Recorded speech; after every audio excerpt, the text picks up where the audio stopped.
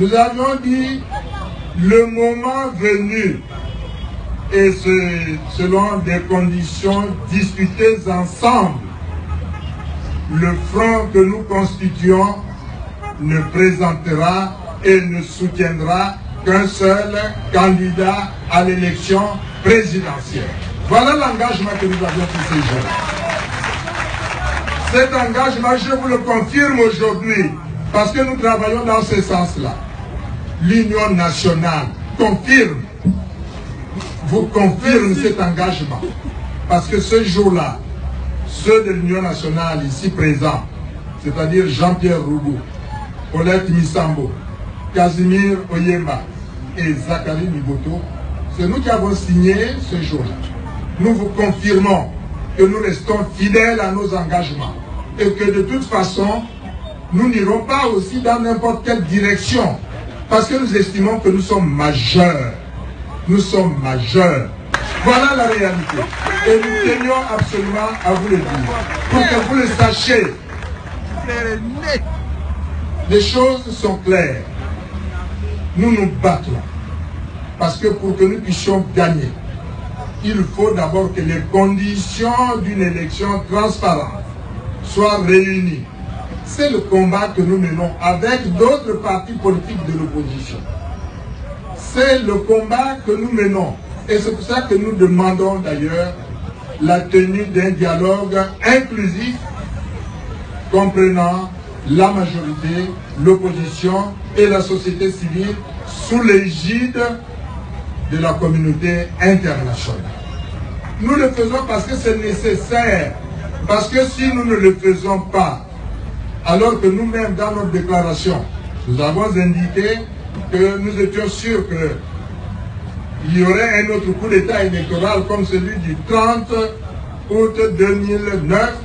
Voilà que, alors que nous avons écrit cela, nous savions que c'était difficile, que ce n'était pas facile de l'atteindre. Aujourd'hui, maintenant, nous changeons de position et nous disons qu'il faut aller aux élections.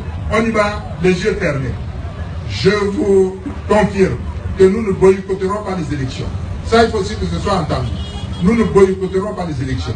Mais nous estimons qu'il faut créer les conditions d'une élection juste, libre, transparente et crédible.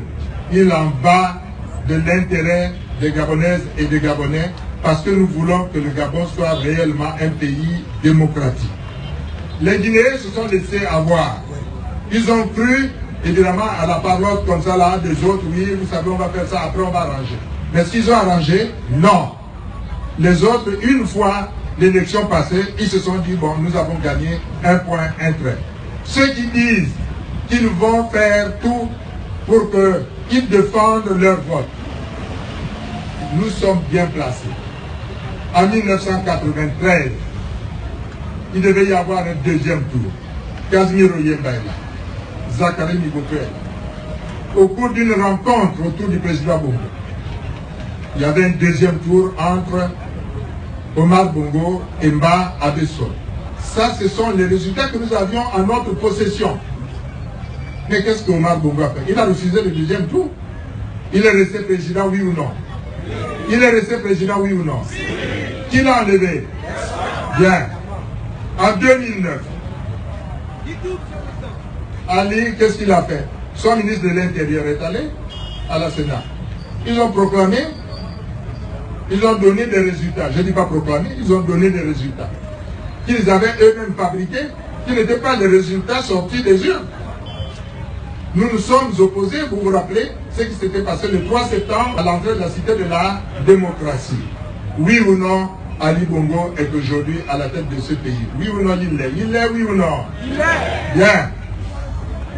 Vous savez, il faudrait que nous ayons le sens aussi de faire la synthèse des faits et de les regarder avec objectivité.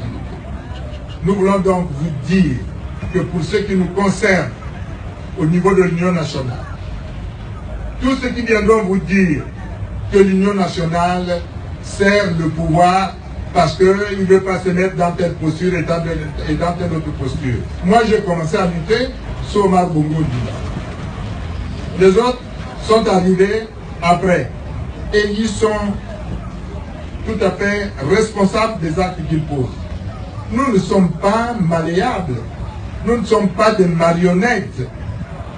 Il faut que les gens le sachent. Nous sommes des gens responsables, mais nous devons vous montrer le bon exemple.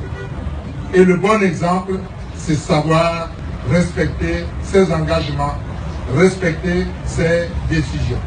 Donc sur ce plan-là, si on vous dit nous servons le régime en place, dites-leur c'est vous qui servez le régime en place, parce que vous êtes en train de vous contredire.